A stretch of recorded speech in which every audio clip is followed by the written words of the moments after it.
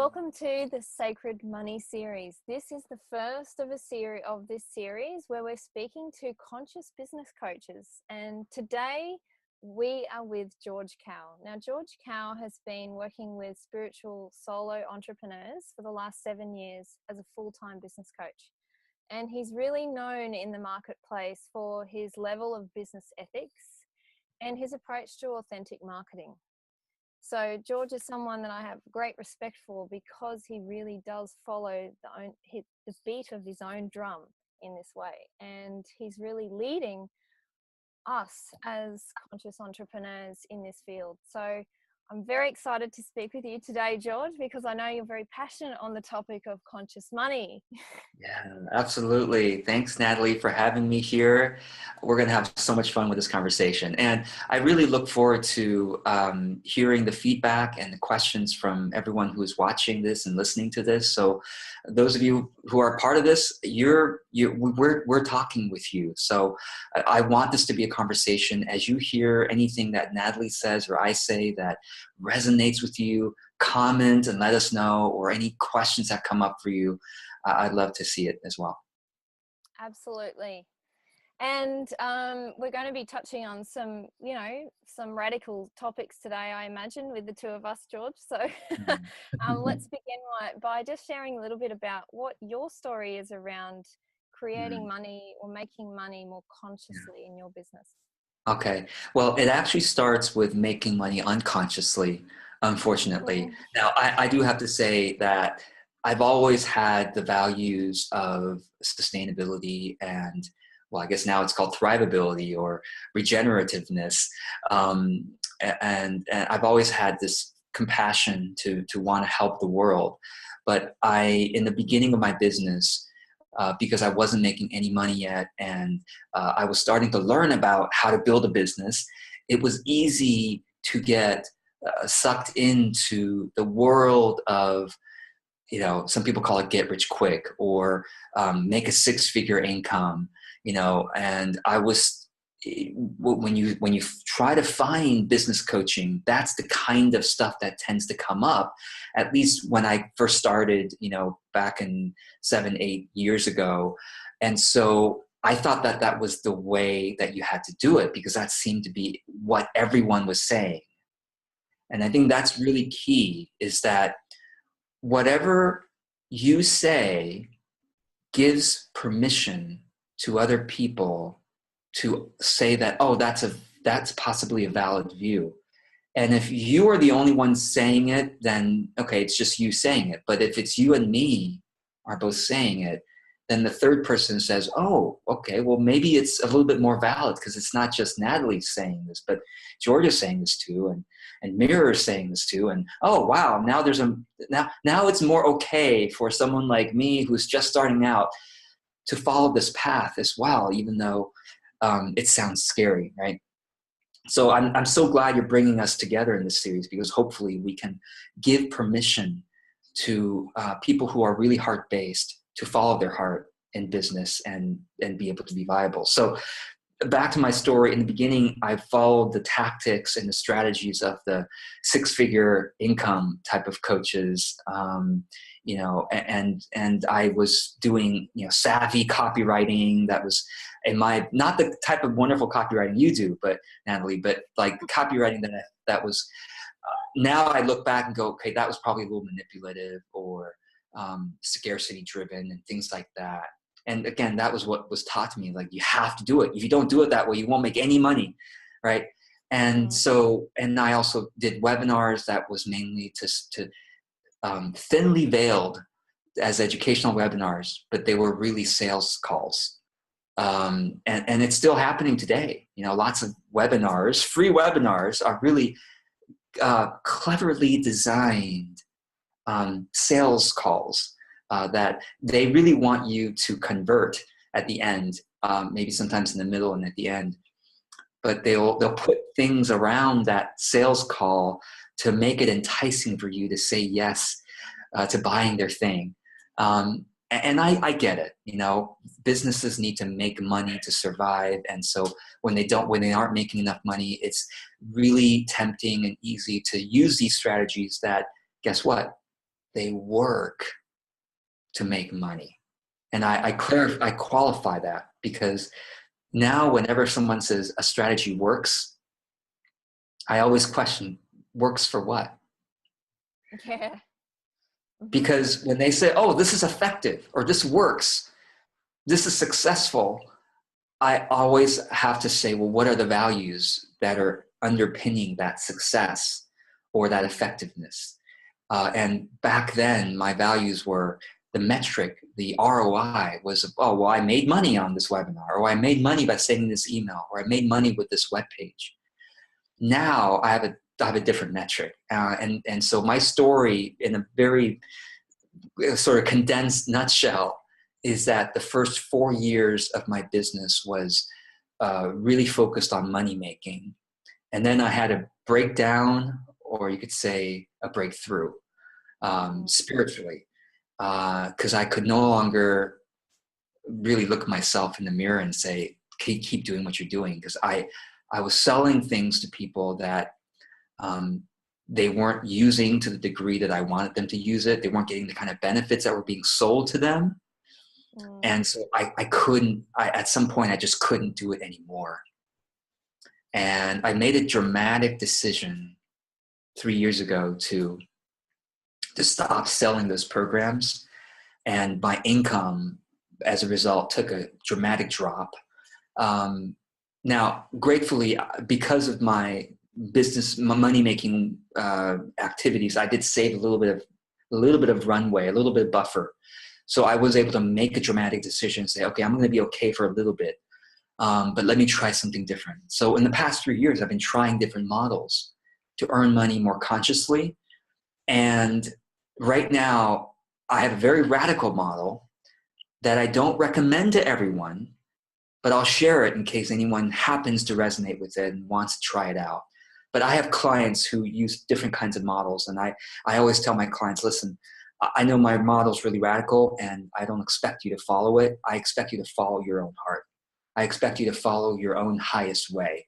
So let's figure that out for you, and then let's do that. Right? So my model is that I now give away all my content. And that's radical for me, because I used to make most of my money by selling content, by selling my information, with some group access to me, but it was never one-to-one access. And now I give it all away for free. I create more content than I used to. I think it's better than it used to be. And it's all for free now. And so the way I make money is only through one-to-one engagement with my clients. And I don't charge that much. For someone who has my level of experience, according to, compared to my peers that I used to joint venture with and work with, I charge, 3 to 10 times less than they do. So a lot less than they do. But the key is this, and this is part of the money conversation. I make enough. I make enough. And when I make enough and I'm able to give so generously, I'm able to work on my content to make it as good as I can, which in my opinion is self-development, self-improvement. At the same time, I'm giving it so it's world betterment. It makes me very happy to be making enough. And I believe that if we come to a business model that can make enough, and we stay faithful to that and to continue improving ourselves, the universe will keep on supplying. And when I have enough, when there are clients who come to me and I don't have a space for them, or if it's not like the ideal perfect fit, I refer them on. I say, actually, this person might not be the perfect fit for me for what they're working on, where they are. So let me refer them to Natalie. Right. So it's beautiful to be able to, you talk about this, Natalie, to work on creating a ecosystem of service providers that if each of us took care, and dare I use the word love, our people, the ones that we can truly take care of, everybody will have enough business because we take care of our own. And if someone comes to us and we cannot hold them because we already are holding this many, we refer them on to someone who can hold them. Mm. And so. Yeah. Oh, I love it. I love that you really grasp that concept of the business ecosystem, because it's so linked to conscious money in the way that you mentioned, that it's about taking only what you need really from the ecosystem. You know, if you take more than what you need, then you're taking away from another member of that ecosystem. And Oh my gosh. you know, why would we want to do that? Because that ecosystem is our livelihood.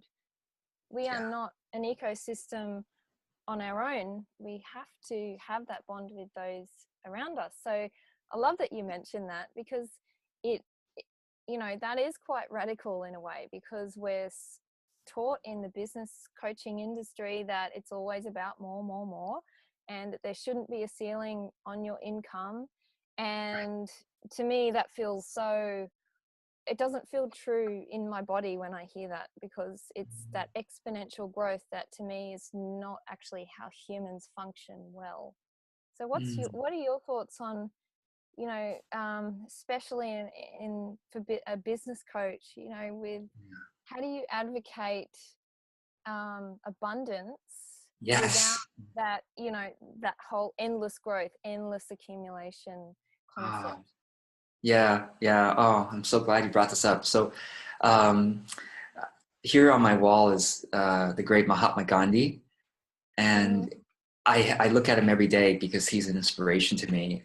So much of what he said, and one of his famous quotes is that the earth can sustain every person's need. The earth cannot sustain every person's greed. mm, And I would even say the earth cannot sustain the 1%'s greed. You yeah. know, even the 1%, you know, is so many people that if the 1% all got yachts and McMansions and, you know, bought their islands or whatever, well, what about the rest of us? You know, the 99%. So, same thing in the business world, even the online business world. And you brought the word abundance in here, and I love that you said that because um, I think that word has been co-opted Mm, by a certain group of people who use it really to sell their programs to the unsuspecting. They mm, say, "Oh, you can be abundant." And I totally believe in abundance, but I believe in spiritual abundance. mm, I believe in the abundance of love and generosity and self-improvement and the abundance of trust, the abundance of creativity. And those can never, there is no ceiling on those things. You can ever grow in your creativity. You can ever grow in your wisdom and your love. And you can ever grow in your mindfulness, right? Abundance, great. And also the abundance of grace. mm. You know, that is true also, that the universe loves us so much, takes care of us so much, that there is no end to that. That is abundance. If we only knew that, if we only remembered that, if we only studied that. But abundance, when it's applied to the very limited material world and the world that you as a human individual can control, then it becomes twisted. Because then I say, well, I want abundance of money in my bank account. I want abundance of how many people are on my waiting list. I want them to be waiting for me to be ready for another client when those people on my waiting list can be referred to Natalie and to all my friends who might be able to support them right now so that they don't have to wait. And so um, I think the main thing is this. We have to remind ourselves frequently, hopefully every day, about the right kind of abundance that we will always be taken care of. And the abundance we should be striving for is inner abundance. and spiritual abundance and relational abundance. And also at the same time, every day to be mindful. And I'll use another metaphor, which I think has been co-opted. It's this idea of living an expanded life, expansion. And I find people always say, oh, I want to be expanded. I don't want to be contracted. And I say, that's interesting, because the heart cannot just be expanded forever. The heart needs to expand, contract, expand, contract. The breath cannot be expanded forever. The breath needs to contract as well. Breathe out, contribute, breathe out. And so living an expanded life makes sense, again, with spiritual expansion and inner love and inner expansion. But when it comes to the business, we need to expand sometimes and we need to contract sometimes. I think mindfulness, ironically, is a state of self-restraint. You might say it's a very wise contraction. Focus is contraction. And so in a given day, we expand and we contract. When we focus, we contract. And we expand when we think big picture, create creativity. And when it comes to money, so the way that I do it is I have several launches a year where I expand my business. And then when I'm not in those expansion times, I contract and focus on serving my clients and creating my content. And so let me just kind of pause here, because there's a lot there, and I know you have other things you'd like to discuss. There's I wanted to expand a little bit or get more clarity on what you were saying around coming from a state of abundance, as you're running business, and I mean true abundance, the true meaning of abundance. Yes. Agree with that. So if you come from that state, what is your experience of money when you come from that state versus coming from the experience of lack, or there's not enough? Yeah. How has that played out for you or for your clients? Oh, beautiful. Yeah. So the truth about money, that is true in terms of abundance, that you can always create it. Okay. And that's absolutely true. So where abundance breaks down is when you try to accumulate everything in your bank account and in your home, and you have this waiting list that gets on, and you have money, or plenty of money, and you want more and more money. And I think that's where, I look at some of these. In fact, I've encountered so many people over the last 7 years who tell me, it's kind of heartbreaking that, George, they tell me, George, I've spent tens of thousands of dollars, some of them more, on business coaching and programs, 6-figure programs, $10,000 mastermind programs and things that didn't get me the kind of results they were promising. And now I can barely hire you or anybody else because I'm out of my life savings. And I look at these big business coaches who are selling these programs, selling these big dreams and promises, and they already are earning, 6 figures, 7 figures a year.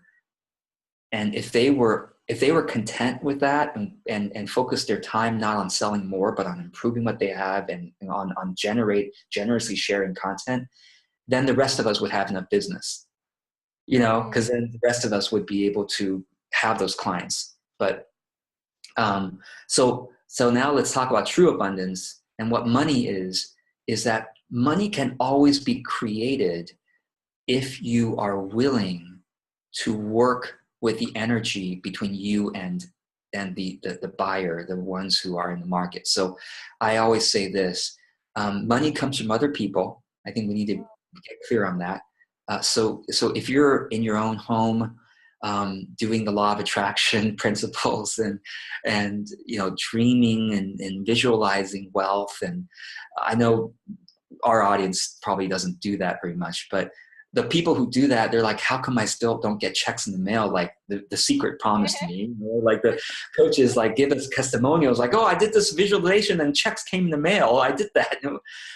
No. Money comes from other people. And so what you are called to do is work with other people.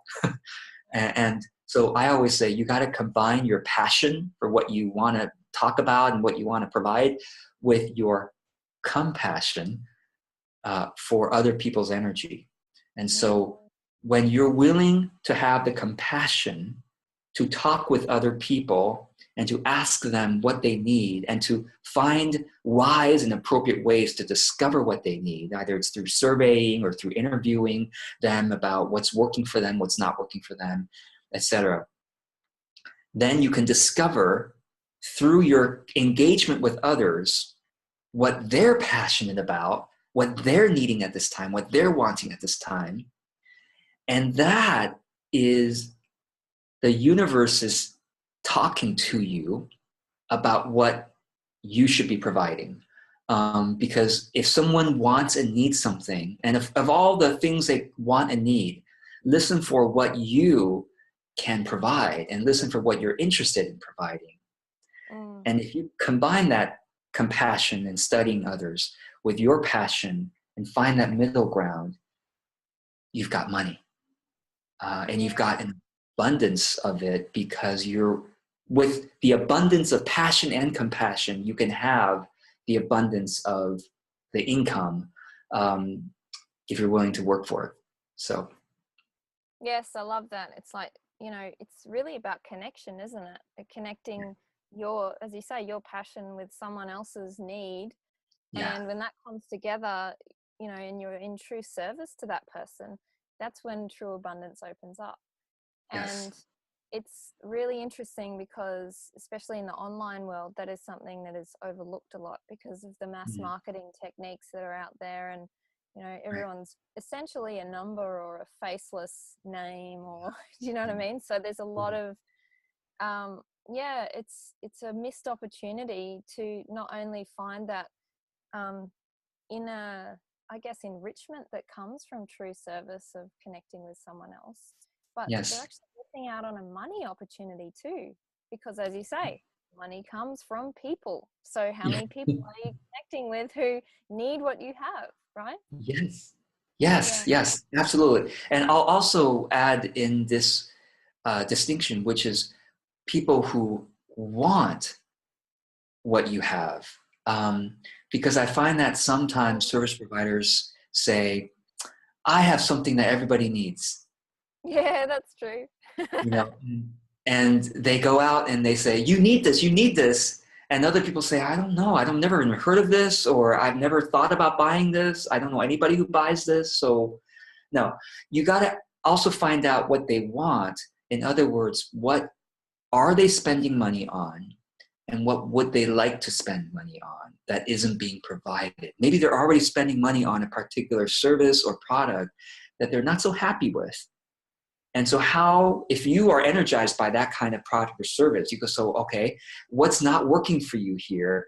Let me hone my product or service so that it meets. In other words, the market is basically a continual filling of gaps of wants in people and in what their life activity is. And so I like to use the term want so that we can be looking at what the buyer is saying that they need rather than what we think they need, you know? Yeah, and So, it's funny, in the same breath, sometimes what they think they want is actually not what they need as well. true. So it's our Yes. job, you know, in serving those people to really uncover what the true need is, and then, you know, sometimes as well. So yeah, it's an interesting one, and I think often that is confused, the desire versus the need. Yes. And so so connection with, you know, real human beings and serving human beings is I guess one strategy of conscious money. What else would you recommend to people who are wanting to really push the boundaries here of what's conventionally successful or effective around money? Okay, so what is conventional is to be holding back on what we give because we are afraid that others will take it or others won't value us because we gave it away. Right now, I'm giving away all my content for free, and people go, George, people value what they pay for. So why are you giving it away? You're devaluing what your content is, because I used to charge hundreds of dollars or thousands of dollars for this stuff that I'm giving away. So now, this is a particularly important point for those of us who are heart-based, because I think one of the issues that we face, that we feel challenged by, is the idea of devaluing ourselves and devaluing our services. So, but I'm going to turn this around and say, actually, yes, you do need to have a practice, and I think it's actually a spiritual practice of reminding yourself of your infinite value as a human being, and the abundance of creativity and the abundance of inspiration that is within you. That there is an infinite wellspring, infinite ocean of love and creativity and inspiration and knowledge and wisdom that you are actually made of. And it is up to you to tap into that every single day. And so I first have to say, do you have some kind of practice or process for yourself to remind yourself of that? You know, if not, work with a coach like Natalie. You know, work with a coach to bring yourself to that state of true abundance, as you've been beautifully saying. Now, having said that, given that you have this wellspring, okay, if you give away more, okay, you'll find yourself, and interestingly, as you dig in and give more, you'll find yourself having even more. That's what I found with content anyway. I don't run out of ideas by saying them. When I say an idea, I have another 3 ideas now, you know? And when one person reads your blog post or 10 people watch your videos, it doesn't cost you any more compared to 100 people watching your videos or 1 million people watching your videos. If you put it on YouTube and Facebook, right? They're paying the hosting costs, not you. So I really encourage people to give as much content as they can. And I know that for some people, it's going to be a process. Some people earn a living right now selling content. And so then in their case, I don't want to say, don't be radical like me and give it all away suddenly overnight, but give away more and more over time. And you'll find yourself having even more to give away. And the interesting part is, as you share content generously, you gather new people to you who are going to be interested in your services. That's number one. Number two is that you will become smarter and more effective at what you provide, because to create content requires just the process of it will make you smarter. And so you become even better at providing for your clients and your customers what they need. And the third thing I would say importantly is, when you create content and share it generously, you get connection, you get engagement with your audience that you can then discover what they want and what they need. Now, having said that, okay, that's the expansion piece of it. I also want to talk a little bit about wise contraction, which in this case would be having an appropriate structuring of your time and your energy, so that you are not giving 18 hours a day and have no time or energy left to serve your clients or to reach out to people inviting them to work with you. So I think it is important to contract in this way in terms of keeping healthy boundaries, to say, how I'm going to commit to this many hours per week where I'm giving free content, and I'm going to do the best that I can. And I'm going to commit to this many hours a week where I'm doing some kind of enrollment activity. It could be reaching out to individuals who have been commenting on your content and loving it and say, hey, you love this. And you would be a perfect fit to work with, in my business. Would you consider going deeper and taking the content that you've been getting from me and customizing it for your life or for your business or for your, whatever you work with people on? I'm talking with those of you who are service providers, but we can also customize this for product-based businesses. But so having that kind of wise structuring of your time, and I'm bringing this from a more mainstream world of time management, but I think it is important to be mindful of how you are creating boundaries around your activities, so that all day long isn't about giving or all day long isn't about selling, but that there is some balance. And maybe it's one day giving, one day selling, but having some boundaries either within a day or within a week or within a month. Yeah, that's such a good one. It really comes down to the balancing of giving and receiving, doesn't it? And we tend to be out of balance because that's what we see around us. And my experience around the giving concept that you're suggesting is that it's like we want to give just a little bit more than feels comfortable. And we Beautiful. just keep pushing that boundary. And as long as we're open to receive at the same time, that's when the money can truly flow. Yes, yes, and yes. And one more concept I'll add in here is the importance of experimentation. Yep.